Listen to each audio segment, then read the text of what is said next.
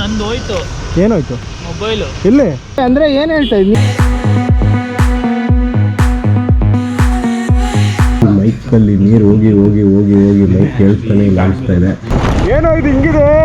ಅದಕ್ಕೆ ನಿನ್ನ ಹೆಸರ ಇಡಲೇ.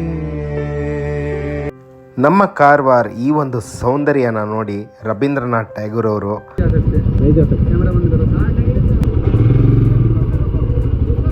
This is not permissible because of security.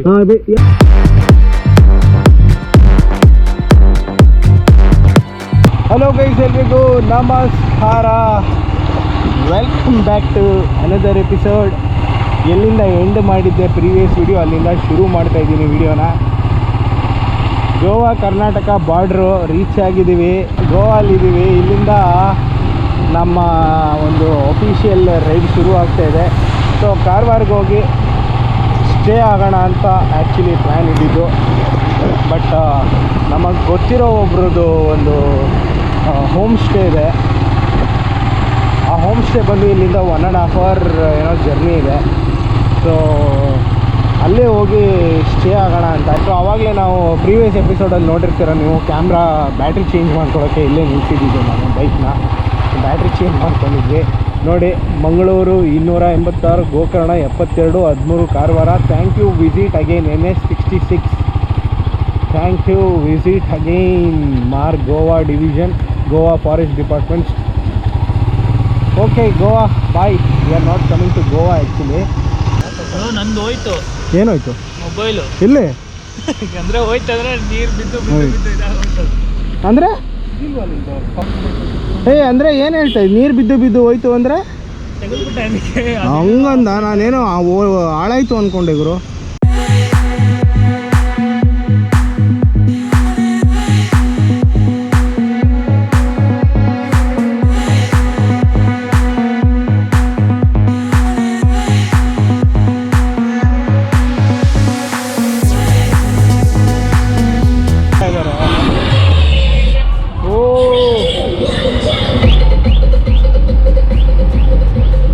ಸತತ ಭಾರಿ ಮಳೆ ಗುರು.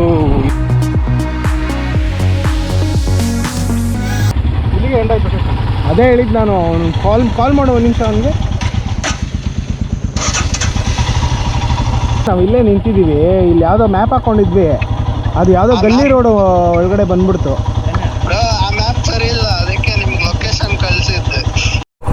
ಗೈಸ್, ಫೈನಲಿ ರೀಚ್ ಆದ್ವಿ.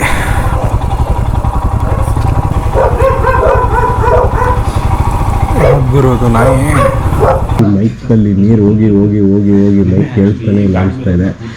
ಯಾವುದಕ್ಕೂ ಒಂದು ನಾನು ಎಕ್ಸ್ಟ್ರಾ ಮೈಕ್ ತಂದಿದ್ದೀನಿ, ಅದನ್ನು ಹಾಕೊಂಡ್ಬಿಡ್ತೀನಿ ಅಷ್ಟೇ ಇವಾಗ. ಟೈಮಿಂಗು ಆಮೇಲೆ ನೋಡ್ಕೊಳ್ಳೋಣ.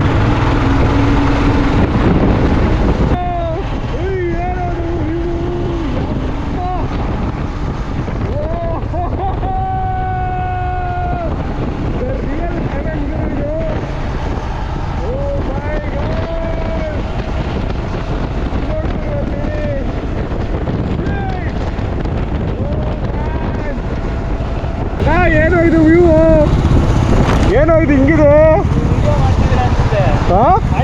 ಓ, ಏನು ಹಿಂಗಿದೆ ಇದು? ಒಂದು ಫೋಟೋ ಹಾಕ್ಕೋಬೇಕು ಇಲ್ಲಿ ನಿಲ್ಸ್ಕೊಂಡು. ಹಾಕೊಳ್ಳೋಣ? ಹಾಂ, ಏನು ಗುರು ಇದು? ಸಕ್ಕತ್ತಾಗಿದೆ ಜಾಗ. Very beautiful place. ಕಡಲನು ಕಾಣ ಹೊರಟಿರೋ, ಕರಗೋ ಕರಗೋ ಮುಗಿಲೇ. ಕಿರಣವು ಮುಗಿಲ ಕೇಳಿದೆ, ನಾನು ಜೊತೆಗೆ ಬರಲೇ. ಅಲ್ಲೊಂದಿದೆ ತೋಡಿ ತೇಲಾಡುತ್ತಾ, ಏಕಾಂತವಾಗೀಗ ಮರೆಯಾಗುತ್ತಾ.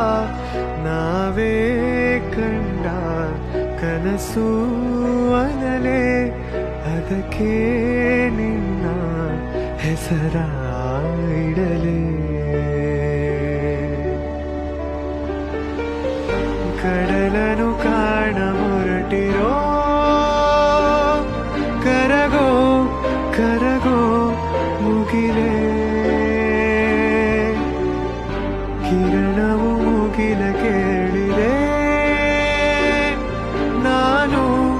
ಜೊತೆಗೆ ಬರಲೇ.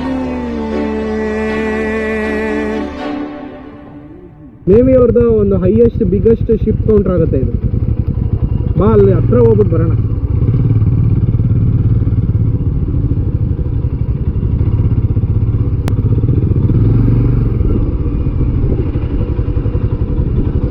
ಬಿಡ್ತಾರ ಇಲ್ಲೋ ಗೊತ್ತಿಲ್ಲ सर. ಒಳಗಡೆ ಹೋಗ್ಬೋದಾ? अंदर जा सकते हैं क्या? नहीं जा सकते. नहीं जा सकते. कैमरा बंद करो. नहीं, मैं इधर खड़ा होके इसके बारे में बता के ऐसे ही चले जाता हूँ. यहाँ पर नहीं. नहीं उधर. हाँ कैमरा बंद करो. नहीं, हम ट्रैवलर्स है. ये नेवल बेस है ना, 2025 तक एशिया में नंबर 1 नेवल बेस हो जाता है ना. वो हिस्ट्री बता रहा था वीडियो में. हमारा यूट्यूब चैनल है. नहीं, वो हिस्ट्री बता रहा था. वो इधर आने के लिए बोला ना, इसलिए आ गए. Okay okay. हाँ उधर आता हूँ.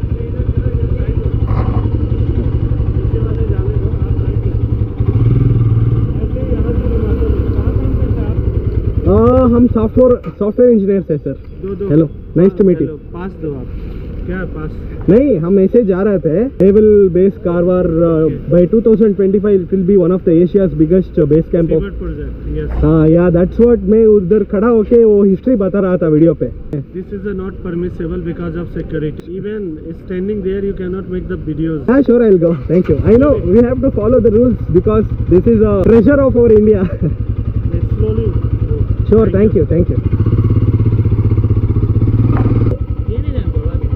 ನೇವಲ್ ಬೇಸ್ ಕ್ಯಾಂಪ್ ಇದು ಇಡೀ ಇಂಡಿಯಾದಲ್ಲೇ, ಇಡೀ ಏಷ್ಯಾದಲ್ಲೇ ಬೈ 2025 ಇದು ಬಂದು one of the biggest base camp ಆಗುತ್ತೆ. ಇಂಡಿಯನ್ ನೇವಿ, ಭಾರತೀಯ ನೌಕಾಪಡೆ, ಭಾರತೀಯ ಸಶಸ್ತ್ರ ಪಡೆಗಳ ಕಡಲ ಶಾಲೆ.